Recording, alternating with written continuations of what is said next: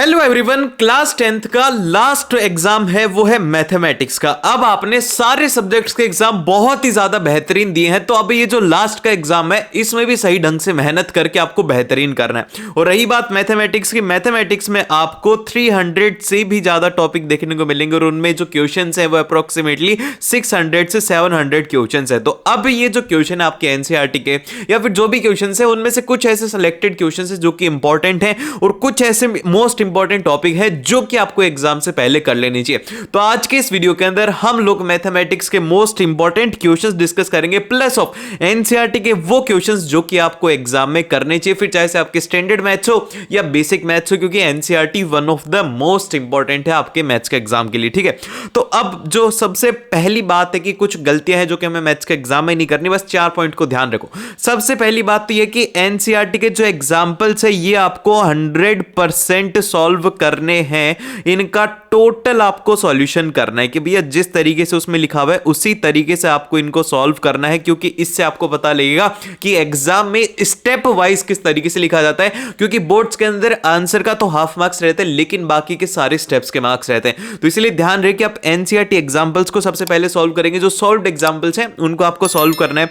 फिर उसके बाद में एक और बात आपको यहां पर ध्यान रखनी है कि हम क्या करते हैं कि हम यहां पे करते हैं आलस की, जैसे कि हमें सॉल्व करना है तो हम क्या करेंगे, इस तरीके से क्वेश्चन लिखा फिर उसको ऐसे रफ में इस तरीके से सॉल्व कर दिया। तो यही आदत हमारी फिर एग्जाम के अंदर रह जाएगी कि भाई आंसर तो आ ही जाएगा, पूरी कैलकुलेशन करके हम आंसर नहीं निकालते। ध्यान रहे कि आप पूरा कैलकुलेट करके उसका आंसर कैलकुलेट करना, क्योंकि इससे पता लगेगा कि आप कहां पर सिली मिस्टेक कर रहे हो, कहां पर आपसे गलती हो रही है। अगर आपको ये नहीं बताना तो बहुत बार ऐसा होगा कि और देखोगे कि भैया मैं करके तो सभी आया था लेकिन मेरे आंसर तो मैच ही नहीं कर रहे। तो इसीलिए ये ना होना, तो इसलिए आलस मत करना, पूरा प्रॉपर आपको सॉल्व करना है लास्ट के सॉल्यूशन तक। ठीक है, फिर उसके बाद में एक और जो नेक्स्ट क्वेश्चन है वो है भैया कि आपको जो भी टफ क्वेश्चन जो आप लोग कर रहे होंगे, जैसे कि आप किसी और बुक से कर रहे हो, टफ क्वेश्चन करने की कोशिश कर रहे हो, तो ये मत करो। आप टफ क्वेश्चंस की जगह पर ऐसे क्वेश्चंस करो जो कि एग्जाम के अंदर आएंगे, वो हैं आपके पीवाईक्यूज को भाई साहब बिल्कुल भी मिस मत करना। जिन भी स्टूडेंट ने सिर्फ और सिर्फ पीवाईक्यूज भी करके गए ना, उन सभी के ना 70 से ज्यादा मार्क्स हैं। तो पीवाईक्यूज को 1% भी मिस नहीं करना। हर एक चैप्टर के पीवाईक्यूज तो एटलीस्ट आप 2018 से लेकर के 23 तक के आपको करने ही करने हैं, क्योंकि ऐसे क्वेश्चंस आपके एग्जाम में आएंगे। फिर उसके बाद में नेक्स्ट जो पॉइंट है वो सबसे ज्यादा इंपॉर्टेंट पॉइंट है कि एक सैंपल पेपर आपको हर दिन देना है, क्योंकि मैथ्स का पेपर आएगा लेंदी और बहुत सारे चांसेस हैं कि आपका पेपर छूट जाए। तो इसलिए आपकी राइटिंग प्रैक्टिस होनी चाहिए, तो इसलिए एक सैंपल पेपर आपको करना है हर दिन। जैसे कि आज आप एक सैंपल पेपर दोगे, 7 को एक सैंपल पेपर देना है, 8 को देना है, 9 को देना है। ठीक है, इन 3 दिन में 3 सैंपल पेपर देने हैं और उनका एनालिसिस करना है कि भाई मेरे आंसर के अंदर क्या गलती है, प्रॉपर आप उसको अच्छे से सॉल्यूशन करेंगे तो ही आप मैथ्स के अंदर अच्छा स्कोर कर पाएंगे। और भाई मैथ्स एक ऐसा सब्जेक्ट है जिसमें आप बहुत ही बेहतरीन स्कोर कर सकते हो। तो इसलिए बिना टाइम वेस्ट के हम लोग स्टार्ट करते हैं, अपनी एनसीईआरटी साथ में ले लो, इन टॉपिक्स को मार्क करते हुए चलो ताकि आप बहुत ही बेहतरीन स्कोर कर पाओ। तो फिर चलिए स्टार्ट करते हैं, उसी के साथ में लाइक शेयर एंड सब्सक्राइब हो जाना चाहिए। सबसे पहला जो चैप्टर है वो है हमारा रियल नंबर। अब ये जो चैप्टर है इसका वेटेज कितना रहेगा, ये एग्जाम के अंदर आप लोगों से 6 मार्क्स के यहां पर क्वेश्चन आपसे पूछे जाएंगे और उसी के साथ में 6 मार्क्स के अंदर क्या होगा, एक आप लोगों से यहां पर एमसीक्यू पूछा जाएगा और फिर उसके बाद में आपसे एक 2 मार्क का क्वेश्चन पूछा जाएगा और एक यहां पर 3 मार्क का क्वेश्चन पूछा जाएगा। अब देखो क्वेश्चन कैसे होंगे। सबसे पहला जो हमारा इंपॉर्टेंट टॉपिक है वो है कि एलसीएम और एचसीएफ वाला जो रिलेशन होता है कि LCM into HCF is equal to number, इसके ऊपर बेस्ड आपसे एमसीक्यू पूछा जा सकता है, तो ये आपको रिलेशन याद होना चाहिए। फिर सेकंड जो क्वेश्चन है मेनली पूछा जाता है कि आपसे कहा जाएगा कि prove that √2 is a rational या फिर इरेशनल नंबर है। इरेशनल प्रूव करने के ज्यादातर क्वेश्चन आते हैं, तो ये आपको रखना है। इसकी जो लैंग्वेज है वो आपको थोड़ी इसके अंदर ध्यान रखनी है। देन फिर इसके बाद में जो अगला क्वेश्चन आता है वो ये आता है कि आप लोगों को कह दिया जाएगा कि prove that 2 minus √3 is irrational, जिसके अंदर कि आपको कह दिया जाता है कि ये ऑलरेडी एक इरेशनल नंबर है, इसको लेकर के आपको प्रूव करना है। ऐसे 2 तरीके के क्वेश्चन है जो कि मेनली इस चैप्टर से आते हैं एग्जाम में। और अब अगर बात करें कि इंपॉर्टेंट क्वेश्चन कौन से, तो एक्सरसाइज 1.2 के अंदर जो इंपॉर्टेंट क्वेश्चन है वो है 2 और 4 और उसी के साथ में 1.3 के अंदर जो इंपॉर्टेंट क्वेश्चन है वो है एक तो सेकंड वाला क्वेश्चन और थर्ड का जो फर्स्ट वाला पार्ट है वो इसमें सबसे ज्यादा इंपॉर्टेंट है। ये इसको आपको 4 क्वेश्चन इसके करने ही करने। लो चलो अभी इसी चैप्टर का एक आपसे इंपॉर्टेंट क्वेश्चन भी मैं पूछ लेता हूं जो कि आपको आना ही आना चाहिए। वो क्वेश्चन है हमारे पास में ये कि आपको प्राइम फैक्टराइजेशन करना है 72 का, कि प्राइम फैक्टराइजेशन करके बताओ कि कमेंट्स के अंदर कि इसका प्राइम फैक्टराइजेशन क्या होगा। देखते हैं कितने स्टूडेंट्स को ये टॉपिक याद है या नहीं। देन फिर इसके बाद में चलते हैं हम लोग नेक्स्ट चैप्टर की तरफ जो कि है हमारा पॉलिनोमियल्स। अब पॉलिनोमियल्स के अंदर जो सबसे पहली इंपॉर्टेंट बात आती है वो आती है हमारे पास में relation between zeros and coefficient of polynomial, कि क्या रिलेशन रहते हैं। जैसे कि हमारा पॉलिनोमियल है, मेनली यही पूछा जाता है कि ax square plus bx plus constant. अब आपको पता होना चाहिए कि इसके जो सम ऑफ जीरोस है, इसके दो जीरोस होंगे, एक होगा अल्फा और दूसरा होगा बीटा। तो जो सम ऑफ जीरोस है वो होता है minus of b by a, और हम इसको लिख सकते हैं कि माइनस कोफिशिएंट ऑफ x और डिवाइडेड बाय में कोफिशिएंट ऑफ x स्क्वायर, ये होता है इसका। और इसकी एक जनरल इक्वेशन भी होती है जो कि आपको पता होना चाहिए। आपको ये भी कह सकते हैं कि the sum of the zeros of a polynomial are given as, और प्रोडक्ट दे दिया जाएगा और बोला जाएगा कि इस इक्वेशन को फाइंड आउट करो। तो दो तरीके के क्वेश्चन इससे मेनली आते हैं। और इस चैप्टर का जो वेटेज है वो रहता है आपके पास में 5 मार्क्स का, जिसमें कि आप लोगों से 2 मार्क का एक शॉर्ट आंसर टाइप क्वेश्चन पूछा जाता है और एक 3 मार्क का यहां पर लॉन्ग आंसर टाइप इससे क्वेश्चन आता है। ठीक है, समझ गए। तो ये टॉपिक इसके अंदर इंपॉर्टेंट है। अब अगर बात करें इंपॉर्टेंट एग्जांपल की, तो इसके अंदर जो इंपॉर्टेंट एग्जांपल है वो है 2, 3 और 4। और फिर इसके बाद में एक्सरसाइज 2.2 के अंदर क्वेश्चन नंबर 1 के ये पार्ट करने हैं, क्योंकि देखो ये पार्ट जो है ये वो हैं जिनको कि आप करोगे तो आपसे आसान जो पार्ट अगर आएंगे तो वो आपसे डेफिनेटली सॉल्व हो जाएंगे। तो अब इसके अंदर क्या क्या है, क्वेश्चन नंबर फर्स्ट का second part, fourth part, fifth part और सिक्स्थ पार्ट। अब ये अलग अलग हैं, जैसे कि इसके अंदर जो मेनली स्टूडेंट कंफ्यूज हो जाता है वो ज्यादा रूट वाले क्वेश्चंस को देख करके। तो यहां पर रूट वाली जो इक्वेशंस हैं उनको सॉल्व करने की कोशिश करना, और क्वेश्चन नंबर 2 इसका इंपॉर्टेंट है। देन फिर इसके बाद में हमारा जो नेक्स्ट है 3 मार्क्स के लिए एक बहुत ही ज्यादा इंपॉर्टेंट क्वेश्चन, अगर ये एग्जाम के अंदर आता है तो स्टूडेंट इसको देख करके कंफ्यूज हो जाते हैं। जैसे कि फॉर एग्जांपल के लिए हमारी क्वाड्रेटिक इक्वेशन है जिसके अल्फा और बीटा रूट है 6x square minus 7x minus 3। तो अब इसके अंदर कहा गया कि आपको वैल्यू निकालनी है alpha square plus of beta square की। तो अब ये कैसे सॉल्व करेंगे, तो देखो मैं आपको एक तरीका बता देता हूं। करना क्या है, सिंपल से आपको इसके 2 रूट निकाल लेने हैं। 2 रूट आपको इसमें सॉल्व करने की जरूरत नहीं है, आपका दिमाग लगाओगे क्या, मैं ना भैया क्वाड्रेटिक फॉर्मूला लगा करके लगा दे, लेकिन ऐसा नहीं करना है आपको इस चैप्टर में। इसमें आपको क्या करना होगा, सम ऑफ रूट और प्रोडक्ट ऑफ रूट से इसको सॉल्व करना होगा। आप इसको लिखिएगा, ये इंपॉर्टेंट मार्क कर लेना, क्योंकि अगर ये एग्जाम में आता है तो हम इस इक्वेशन को भूल जाते हैं। तो ये क्या रहेगी, ये रहेगी अल्फा प्लस बीटा का whole square minus of 2 alpha beta, जिसको कि हम लोग अल्फा बीटा को प्रोडक्ट ऑफ रूट हो गया और ये हो गया सम ऑफ रूट, और यहां से हम लोग इसकी वैल्यू आसानी से लिख ही सकते हैं। फिर जो सेकंड है वो ये होता है कि 1 by alpha plus 1 by beta. अगर आपको एग्जाम में कंफ्यूज करना होगा तो वैसे लिख देंगे अल्फा के पावर -1 प्लस ऑफ बीटा के पावर -1। तो इस तरीके के क्वेश्चन आपसे एग्जाम में आते हैं। ठीक है, ये एक इंपॉर्टेंट टाइप है, इसका स्क्रीनशॉट ले लेना, बाकी पीडीएफ का लिंक आपको नीचे डिस्क्रिप्शन में मिल जाएगा। और फिर इसके बाद में जो अगला चैप्टर आता है वो आता है हमारे पास में चैप्टर नंबर 3। अब देखो चैप्टर नंबर 3 जो है वो है हमारा pair of linear equation in 2 variables. अब इसमें आपको क्या क्या बातें ध्यान रखनी है। सबसे पहला जो हमारा इंपॉर्टेंट टॉपिक है कि types of pair of line, की लाइन कौन सी है।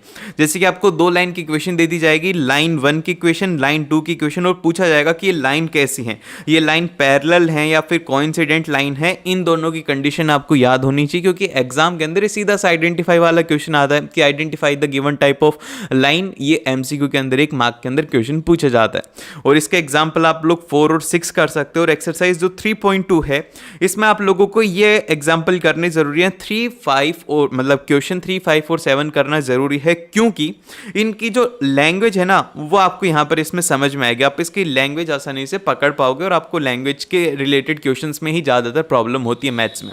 और फिर इसके बाद में जो नेक्स्ट आता है वो आता है हमारा सब्स्टिट्यूशन मेथड। सब्स्टिट्यूशन मेथड से हम लोग किस तरीके से क्वेश्चन सॉल्व करते हैं ये भी आप लोग देख सकते हो। इसके जो इंपॉर्टेंट पार्ट है हमारे पास में एक्सरसाइज 3.3 में, थर्ड का first part, third part, fourth part और फिफ्थ पार्ट इसमें इंपॉर्टेंट रहेगा। देन फिर इसके बाद में जो नेक्स्ट है इंपॉर्टेंट क्वेश्चन जो आप लोगों को अभी के अभी प्रैक्टिस कर लेनी चाहिए वो ये है कि आपको इन दोनों इक्वेशन को सॉल्व करना है और आपको x और y की वैल्यू निकालनी है। ठीक है, ये क्वेश्चन है। तो आपको इसको सब्स्टिट्यूशन मेथड से सॉल्व करके दिखाना होगा। आप लोग इसको कर सकते हो, ये ऐसे पॉइंट वाले क्वेश्चन को एक बार जरूर से कर जाना ताकि एग्जाम के अंदर जाकर के कैलकुलेशन में टाइम वेस्ट ना हो। फिर जो सेकंड है, सेकंड टाइप के जो क्वेश्चन होते हैं वो होते हैं जैसे कि यहाँ पर रूट वाला जो क्वेश्चन होता है, इसको भी एक बार आप सॉल्व करने की कोशिश करना सब्स्टिट्यूशन मेथड से, आसान रहता है, आप इसको अच्छे से कर सकते हो। और यहाँ पर एक बार आप ग्राफिकल रिप्रेजेंटेशन का भी देख लेना। ग्राफिकल रिप्रेजेंटेशन वैसे तो पूछा नहीं गया है, आज तक नहीं पूछा गया, लेकिन क्या पता भाई पूछ लिया जाए आपके एग्जाम के अंदर। तो बस एक बार इसको थोड़ा सा देखना है, आपको बस पता होना चाहिए कि लाइन को किस तरीके से ड्रॉ किया जाता है, कौन सा पॉइंट कहां पर आता है। एक बार x को 0 पुट करना होता है, वहां पे y का पॉइंट आता है, फिर एक बार y को 0 पुट करना होता है, वहां से x का पॉइंट आता है। बस इतना सिंपल है और इसके अलावा इसमें कुछ भी नहीं है ग्राफिकल रिप्रेजेंटेशन। अब एक और आपसे लोग, और इसी चैप्टर से एक इंपॉर्टेंट एमसीक्यू क्वेश्चन आपसे आ सकता है जो कि मेरे को अभी ध्यान आया, मैं आप लोगों से पूछता हूं और इसका आंसर आप लोग मुझे कमेंट करके बताइएगा। जैसे कि हमारे एक पॉलिनोमियल है p of x is equal to 9x की पावर 5 माइनस ऑफ 16। अब ये बताओ कि इसके नंबर ऑफ रूट्स कितने होंगे, मैक्सिमम नंबर ऑफ रूट्स यहां पर कितने रहेंगे। ए ऑप्शन है कि यहां पर भैया 6 रहेंगे, बी ऑप्शन है कि यहां पर 5 रहेंगे, सी ऑप्शन है कि यहां पर 4 रूट रहने वाले। जल्दी से कमेंट करके बताओ कि यहां पर इस इक्वेशन के कितने रूट रहने वाले हैं, क्योंकि एक बहुत ही ज्यादा एक इंपॉर्टेंट कंसेप्ट से क्वेश्चन आ रहा है, ये आपको पता होना चाहिए। कमेंट करो जल्दी, ऐसे देखो मत, जल्दी कमेंट करो। और एक बात मैं आप लोगों को कंफर्म कर देता हूं कि इस चैप्टर में ये जो टॉपिक है ना, नेचर ऑफ रूट्स, इससे 100% क्वेश्चन आएगा, 100% क्वेश्चन आएगा ही आएगा। जिसमें सबसे पहला जो है वो है हमारी एक सबसे इंपॉर्टेंट कंडीशन है, वो है कि 2 इक्वल रूट्स होने की क्या कंडीशन होती है, जो कि हमें पता है d इक्वल टू 0 होता है, जिससे कि हम लोग b स्क्वायर माइनस 4a से लिखते हैं। ये कंडीशन आपको याद होनी चाहिए क्योंकि ये 3 मार्क के अंदर आपसे पूछा जाएगा। फिर इसके बाद में नेक्स्ट कंडीशन आती है कि 2 डिस्टिंक्ट रूट के लिए आपको d ग्रेटर देन 0 करना है, उसमें आपको कंडीशन निकालनी होती है। जैसे कि आपको एक इक्वेशन दे दी जाएगी, वो ऐसे रहेगा कि 7x स्क्वायर प्लस ऑफ यहाँ पर kx प्लस ऑफ यहाँ पर 8 दे दिया जाएगा और कहा जाएगा कि एक ऐसी कंडीशन निकालो k के लिए कि इसके रूट जो हैं वो डिस्टिंक्ट हो। तो वहां पर क्या करोगे आप, d ग्रेटर देन 0 करके उसकी वैल्यू निकालोगे कि भाई k इससे बड़ा होना चाहिए। इस तरीके से आपको इसको सॉल्व करना आना चाहिए। और इसके जो इंपॉर्टेंट क्वेश्चंस है वो है 1, 3, 4, 5। और फिर इसके बाद में जो अगला टॉपिक है हमारा वो है कि solution of quadratic equation by factorization method. Factorization method को यूज में लेकर के आपको सॉल्व करना है। और ये जो है इकलौता क्वेश्चन आपसे 5 मार्क्स के अंदर लॉन्ग आंसर टाइप में आ सकता है, तो इसको ध्यान से पढ़ना है, इसके क्वेश्चंस की ध्यान से प्रैक्टिस करनी है। 3 क्वेश्चन इसके इंपॉर्टेंट हैं, 3, 4 और 6 यहां पर इंपॉर्टेंट है।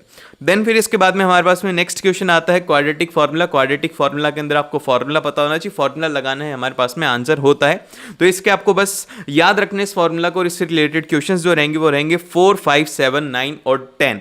अब इसके बाद में इस चैप्टर का सबसे इंपॉर्टेंट क्वेश्चन, तो इसका सबसे इंपॉर्टेंट क्वेश्चन है हमारे पास में, वो ये है मोटर बोट वाला, कि हमारी मोटर बोट जो है वो 21 किलोमीटर पर आवर की स्पीड से चलती है। हम लोग बोल देते हैं मोटर बोट है हमारी 21 किलोमीटर पर आवर से चल रही है, वो अप स्ट्रीम के अंदर जा रही है। तो मान लीजिए कि उसको लग रहे हैं x आवर्स, ठीक है, और वहीं पर ही जब वो डाउन स्ट्रीम के अंदर आ रही है तो उसे लग रहे हैं x + 2 आवर्स, ठीक है। तब आपको निकालना है कि इसकी स्पीड क्या होगी। तो यहां पर इसका कंसेप्ट इंपॉर्टेंट है, अप स्ट्रीम के अंदर स्पीड क्या होती है और डाउन स्ट्रीम के अंदर यहां पर स्पीड क्या होती है, बस यही इसका एक इंपॉर्टेंट कंसेप्ट है। तो इसकी प्रैक्टिस कर लेना है। ये आपके एक्सरसाइज जो है हमारी 4.3 के एग्जाम्पल नंबर 17 होगा, वो आपको जरूर से करना ही करना है, ठीक है। ये अच्छे से इसके प्रैक्टिस करके जाना। और फिर इसके बाद में जो नेक्स्ट हमारा चैप्टर आता है वो आता है अर्थमेटिक प्रोग्रेशन। अब इसके अंदर ज्यादा कुछ भी नहीं है, इसके अंदर सिंपल से 2 फॉर्मूलाज है जिनके ऊपर आपको फोकस करना है। सबसे पहला जो हमारा फॉर्मूला है वो है nth टर्म का। nth टर्म ऑफ AP आपको निकालनी आनी चाहिए कि कैसे हम लोग निकालते हैं। an = a प्लस ऑफ यहाँ पर n-1 × d करके, ये आपको फॉर्मूला बताना चाहिए। इसका यूज आपको पता होना चाहिए। ये आप लोग इसके क्वेश्चंस करिएगा। 5, 7, 8, 9, 10 सारे 5 से लेकर के 10 तक के, फिर 12, 14, 15, 16, 17, 18। अब ये जो क्वेश्चन है ये है मेनली यहाँ पर लैंग्वेज बेस्ड क्वेश्चन है, ठीक है। क्योंकि हमारी जो दिक्कत होती है ना, वो हमें क्वेश्चन सॉल्व करने से नहीं होती। सीधा अगर क्वेश्चन आएगा हम लोग कर लेंगे, लेकिन जब उसकी लैंग्वेज होती है ना तो हम उसमें कंफ्यूज हो जाते हैं। हम उसके अंदर उसका कॉमन डिफरेंस नहीं निकाल पाते, हम उसकी फर्स्ट टर्म नहीं निकाल पाते। तो हमें ऐसे क्वेश्चंस की ज्यादा से ज्यादा प्रैक्टिस करनी होगी। और फिर इसके बाद में जो अगला टॉपिक आता है हमारा, वो आता है सम ऑफ एन टर्म्स का, कि एक एपी के अंदर हमारे पास में एन टर्म्स है तो उनका सम क्या होगा। और इसके अंदर लैंग्वेज क्वेश्चंस इंपॉर्टेंट हैं, वो है हमारे 5, 8, 12, 13, 15, 16, 17, 18, 19, 20। तो एक बात याद रखना, 15 से लेकर के 20 तक के क्वेश्चन तो छोड़ने ही नहीं है, ये थोड़े क्रिटिकल क्वेश्चंस हैं। देन फिर इसके बाद में जो नेक्स्ट है वो है हमारे एक इंपॉर्टेंट एग्जाम्पल 16 वाला, बहुत बहुत ज़्यादा इसके अंदर इंपॉर्टेंट रहने वाला है। और फिर इसी के साथ में कॉमन डिफरेंस की a2 - a1 होना चाहिए। और इसी के अंदर ही एक और बात आपको पता होना चाहिए कि a2 - a1 तो होता है, लेकिन ये a5 माइनस ऑफ a6 का यहाँ पर नेगेटिव भी होता है। ठीक है, ये बात आपको पता होना चाहिए कि ये हो सकता है। और जो डी है वो क्या, यहां पर कमेंट करना अभी के अभी कि क्या यहां पर डी नेगेटिव हो सकता है। कमेंट करो यस या फिर नो। देखते कितने स्टूडेंट्स को इस बात का पता है कि भैया ये बात सही है या नहीं है, क्या डी नेगेटिव हो सकता है या फिर नहीं हो सकता। यस और नो के अंदर आपको इसका आंसर देना ही देना है। और इसके इंपॉर्टेंट क्वेश्चन है हमारे पास में 5.1 के अंदर फर्स्ट का सेकंड पार्ट, थर्ड पार्ट और फोर्थ पार्ट इसमें इंपॉर्टेंट रहेगा।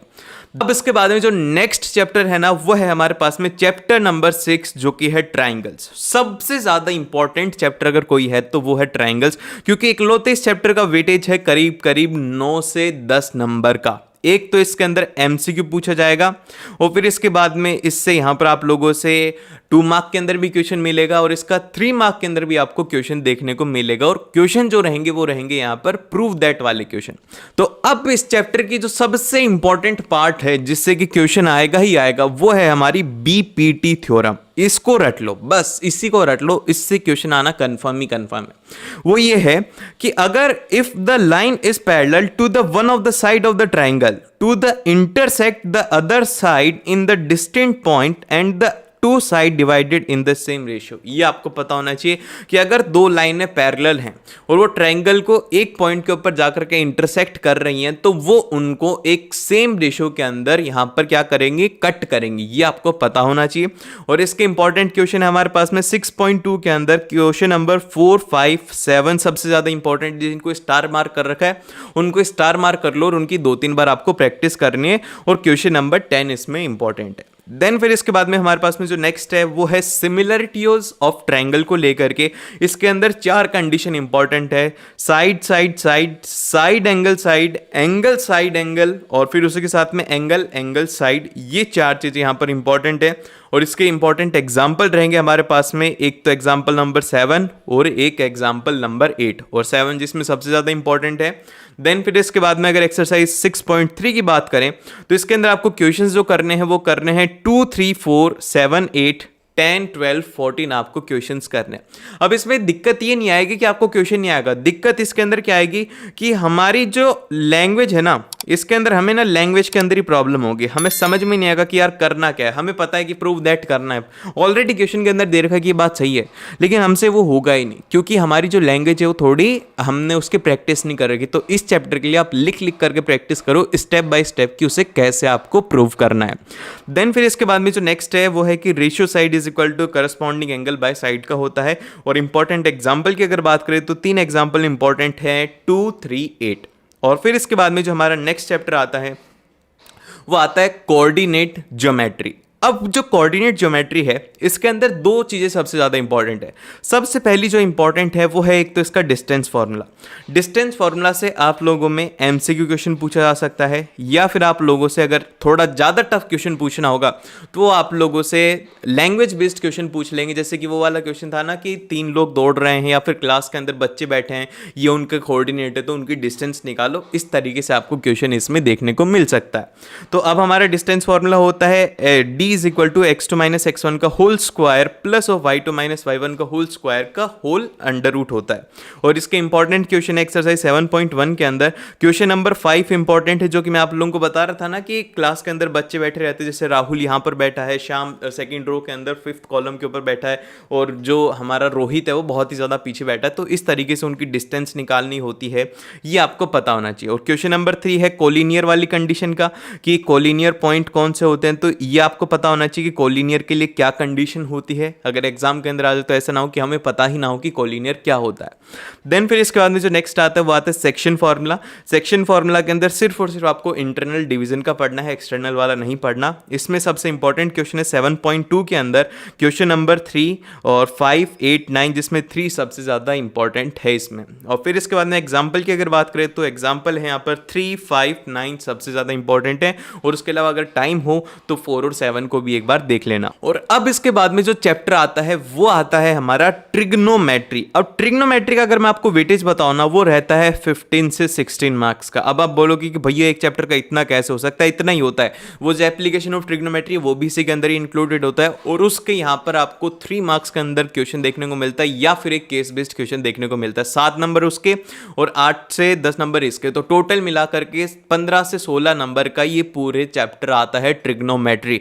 तो अगर अभी तक मैथ्स के अंदर कुछ भी नहीं पढ़ा है तो आपको ट्रिग्नोमेट्री से स्टार्ट करना है, जिसके अंदर कि आपको ट्रिग्नोमेट्री में जो सबसे पहला इंपॉर्टेंट पॉइंट रहेगा वो रहेगा पाइथागोरस थ्योरम। आपको पता होना चाहिए कि पाइथागोरस थ्योरम क्या होती है। इसमें कंफ्यूजन ये रहेगा कि आपको ये नहीं पता रहेगा कि जैसे कि ये है, हमें कब इसको यहां पर परपेंडिकुलर मानना है, हमें कब इसे बेस मानना है। जैसे कि मान लीजिए कि फॉर एग्जांपल के लिए कि आपको एंगल, अगर ये वाली बात करी जा रही है, मैं आपको इसी में ड्रॉ करके दिखा देता हूं। जैसे कि नए पेज लेते हैं इसके अंदर, तो नए पेज के अंदर एक हमें कंफ्यूजन कहां पर होता है, कंफ्यूजन हमें ये होता है जैसे कि हमारा ये एक ट्राइंगल है, ठीक है। अब ट्राइंगल के अंदर अगर हमें ये वाले एंगल के ऊपर हम लोग बात कर रहे हैं तो इसके सामने वाली जो साइड है ये होती है हमारी परपेंडिकुलर, ठीक है।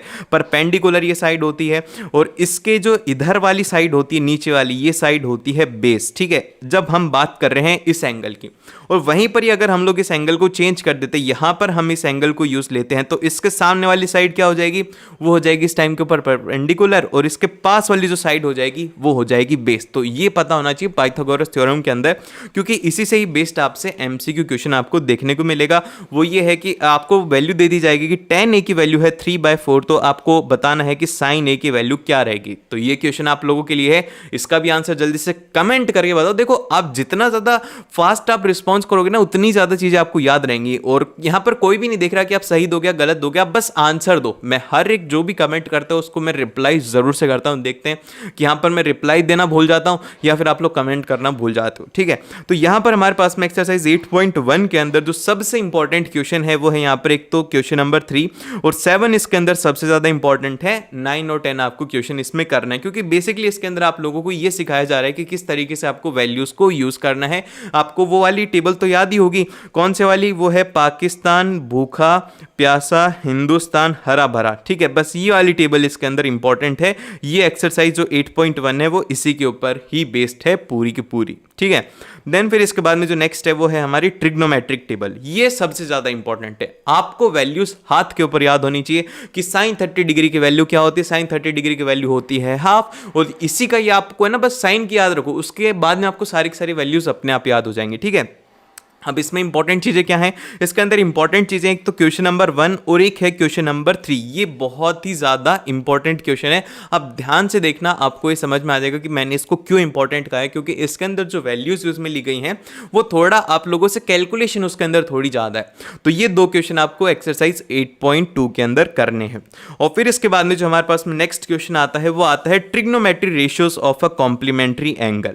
ये सबसे ज्यादा इंपॉर्टेंट है, इसके अंदर ज्यादा कुछ भी नहीं है। Sine of 90 minus theta is equal to cos theta होता है, ये पता होना चाहिए। और इसके अंदर एक ये क्वेश्चन जरूर से करना कि tan ऑफ 65 डिग्री अपॉन में cot ऑफ 25 डिग्री की वैल्यू क्या होती है। ये क्वेश्चन आपके एनसीईआरटी का है और ये क्वेश्चन इंपॉर्टेंट है, और इसका सॉल्यूशन करने का आपको तरीका पता होना चाहिए। देन फिर इसके बाद में एक्सरसाइज 8.3 के अंदर हमारे 3 क्वेश्चन सबसे ज्यादा इंपॉर्टेंट रहेंगे। एक तो है क्वेश्चन नंबर 3 और एक है क्वेश्चन नंबर 5 जो कि वेरी इंपॉर्टेंट है, और फिर इसके बाद में है क्वेश्चन नंबर 6। 3 क्वेश्चन इसके अंदर इंपॉर्टेंट है।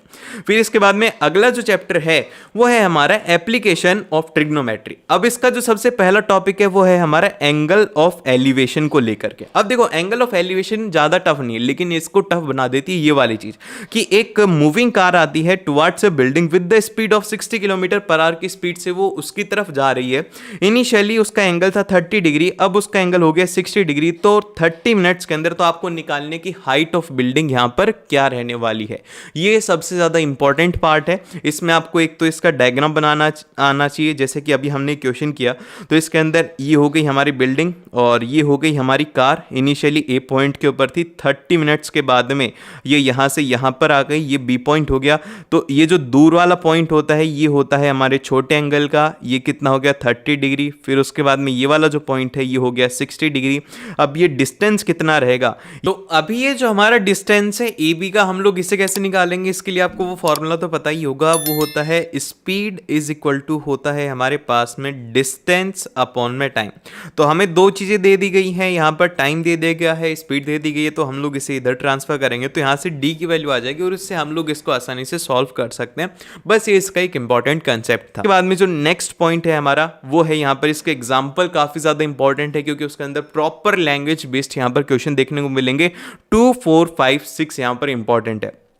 और उसी के साथ में एंगल ऑफ डिस्पर्जन जो है उसके अंदर जो इंपॉर्टेंट पार्ट है और जो इंपॉर्टेंट टॉप क्वेश्चन है वो है हमारा ब्रिज वाला, कि जैसे कि ये बैंक ऑफ द रिवर है, नीचे से रिवर फ्लो कर रही है और इस तरीके का हमारा डायग्राम उसके अंदर बनता है। तो आपको ये पता होना चाहिए कि हमें एंगल ऑफ डिस्पर्जन को किस तरीके से यूज में लेना है। ये एंगल 30 डिग्री है तो आपको पता होना चाहिए कि वर्टिकली अपोजिट एंगल सेम होते हैं, तो ये 30 डिग्री हो जाएगा। फिर हम इसको एंगल ऑफ एलिवेशन की तरह सॉल्व कर सकते हैं। तो ये पॉइंट इसके अंदर काफी ज्यादा इंपॉर्टेंट रहते हैं, तो ये पॉइंट आपको इसमें ध्यान होने चाहिए। और उसके अलावा इसमें इंपॉर्टेंट क्वेश्चन की अगर बात करें तो क्वेश्चन नंबर 5, क्वेश्चन नंबर 8 सबसे ज्यादा इंपॉर्टेंट है। 10, 12, 13, 14, 15 यहाँ पर इंपॉर्टेंट है। 3 क्वेश्चन इंपॉर्टेंट है, 8, 12 और 14 आपको करना ही करना है।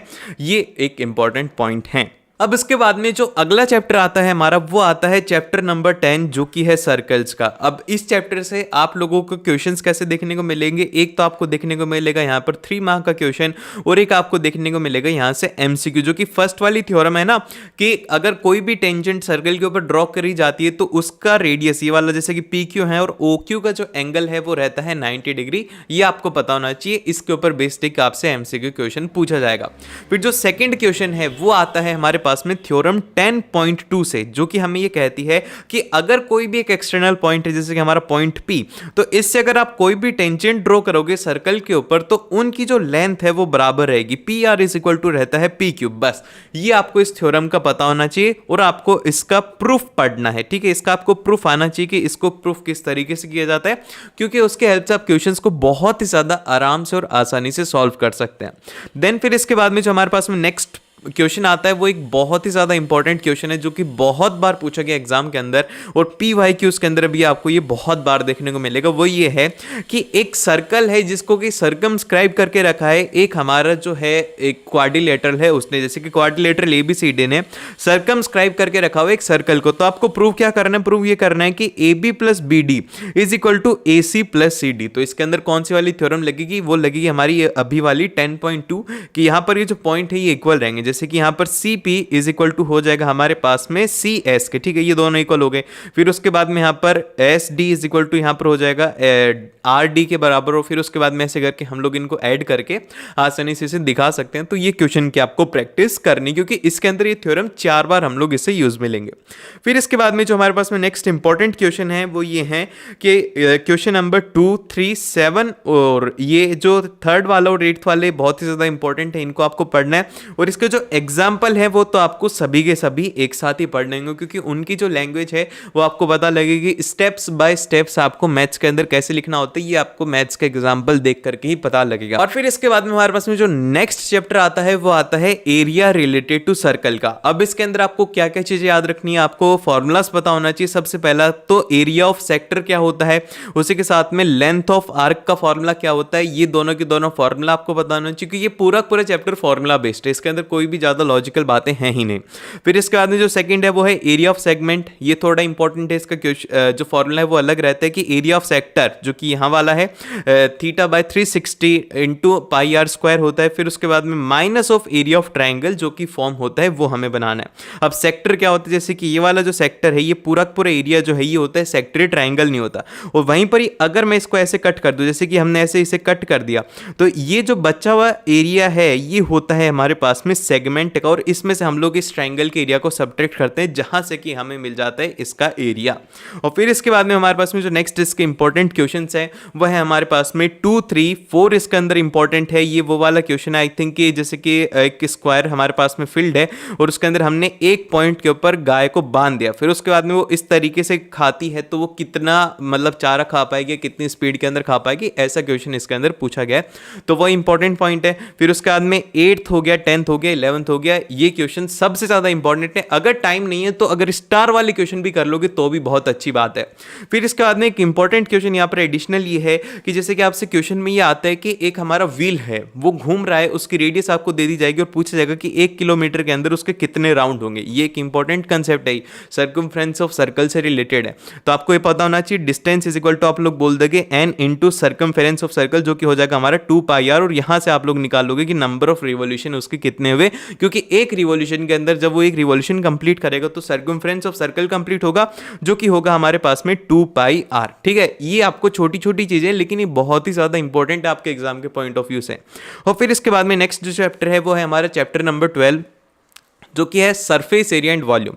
अब आपको है ना 4 शेप्स है इनका अच्छे से रटना है। सबसे पहला हमारे पास में सिलेंडर, कोन, स्फीयर, हेमिस्फीयर और क्यूबॉइड। ये जो 4-5 पॉइंट है इनका आपको क्या क्या पता होना चाहिए। सबसे पहले तो इन सभी की आपको वॉल्यूम पता होना चाहिए कि सिलेंडर की वॉल्यूम क्या है, तो आपको इंस्टेंटली दिमाग के अंदर उसका फॉर्मूला आ जाना चाहिए।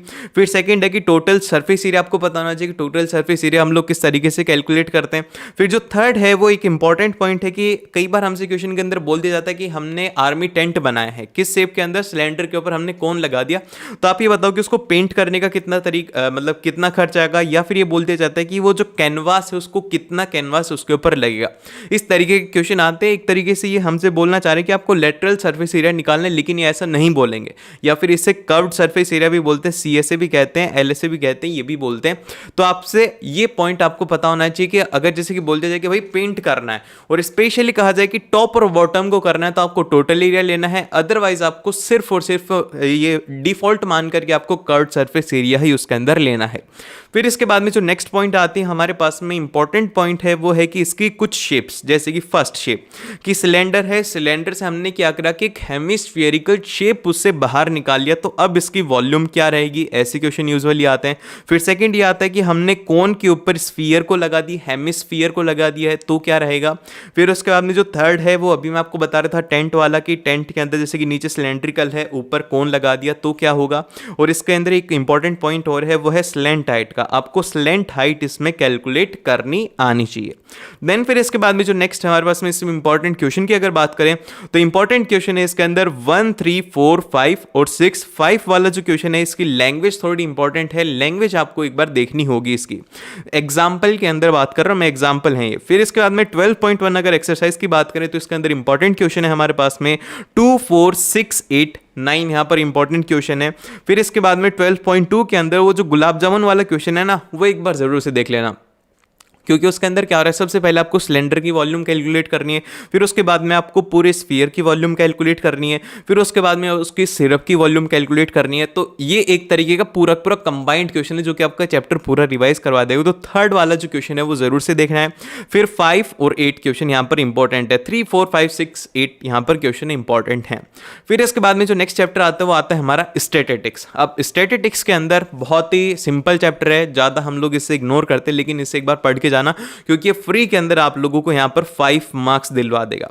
क्योंकि इसके अंदर एक तो अगर एमसीक्यू में अगर इनको पूछना होगा तो आपसे सिंपल सा पूछेंगे ये वाला रिलेशन कि 3 median is equal to mode plus 2 mean होता है, ये एमसीक्यू में आपसे पूछना होगा। बहुत ही ज्यादा सिंपल आएगा और आप इसका फॉर्मूला लगा करके इसका इंस्टेंटली आंसर निकाल सकते हैं। फिर इसके बाद में सेकंड है कि जो क्वेश्चन मेनली पूछा जाता है वो पूछा जाता है कि आपको मिसिंग फ्रीक्वेंसी निकालनी होती है। कोई भी डेटा रहता है उसका मीडियन आपको दे दिया जाएगा और बोला जाएगा कि ये जो मिसिंग फ्रीक्वेंसी है पी एंड क्यू, आप इसको कैलकुलेट कीजिए, ये आपको पता होना चाहिए। फिर इसके बाद में जो नेक्स्ट है वो है हमारे पास में कैलकुलेशन, इसके अंदर सबसे ज्यादा इंपॉर्टेंट रहेगी। जैसे कि मोड और मीडियन जो है इनके फॉर्मूलाज और इनकी कैलकुलेशन इंपॉर्टेंट है। ऐसा ना हो कि आप जब कैलकुलेट कर रहे हो तो आपको बहुत ही ज्यादा टाइम लग रहा है। तो आपको जितने भी एग्जाम्पल है उनको एटलीस्ट 1-2 बार तो आपको सॉल्व करना ही चाहिए एनसीईआरटी के। और यहाँ पर इंपॉर्टेंट क्वेश्चन की अगर बात करें तो वह है यहाँ पर 2, 3, 5 और 6। और 5 वाला जो क्वेश्चन है इसमें थोड़ा इंपॉर्टेंट है क्योंकि इसकी कैलकुलेशन थोड़ी टफ साइड के ऊपर जा रही है, तो आपको आपको ये क्वेश्चन जरूर से करना चाहिए। देन फिर इसके बाद 13.3 जो है एक्सरसाइज, इसके अंदर क्वेश्चन इंपॉर्टेंट है, वो है क्वेश्चन नंबर 2, 4, 6 और 7 यहाँ पर इंपॉर्टेंट क्वेश्चन इसमें रहने वाले हैं। देन फिर इसके बाद में चले हम लोग नेक्स्ट चैप्टर की तरफ, जो कि हमारा चैप्टर नंबर 14 लास्ट चैप्टर है प्रोबेबिलिटी का। ठीक है, प्रोबेबिलिटी का यहाँ पर चैप्टर है। तो यहाँ पे हमें सबसे पहले जो क्वेश्चन देखने हैं वो देखने हैं प्लेइंग कार्ड्स के ऊपर, कि प्लेइंग कार्ड्स को आपको पता होना चाहिए कि इसके अंदर 2 सेट होते हैं रेड के, 2 सेट होते हैं यहाँ पर ब्लू के, कितने रेड कार्ड होते हैं, कितने ब्लैक कार्ड होते हैं। फिर उसके बाद में ये पता होना चाहिए कि नंबर ऑफ एस कितने होते हैं, किंग कितने होते हैं, क्वीन कितनी होती हैं। ये सब आपको इसके अंदर पता होना चाहिए, क्योंकि इन्हीं से रिलेटेड क्वेश्चन आते हैं। और कई बार हम इन्हीं के अंदर छोटी छोटी चीज़ों के अंदर कन्फ्यूज हो जाते हैं। तो हम इन्हीं चीज़ों के अंदर कन्फ्यूज होते हैं। कन्फ्यूज करने के लिए हमें बोलेगा कि ब्लैक किंग के आपको लेने, तो आप यहाँ पर बाय डिफॉल्ट 4 करके ले लोगे, ऐसा नहीं है। तो आपको ध्यान से क्वेश्चन को भी पढ़ना है और इन सब का आपको पता होना चाहिए कि कितने क्वीन होते हैं, ये सब होते हैं। तो बड़ा ही सिंपल से आप लोग तो कर ही लोगे, अरे स्मार्ट लोग हो आप लोग।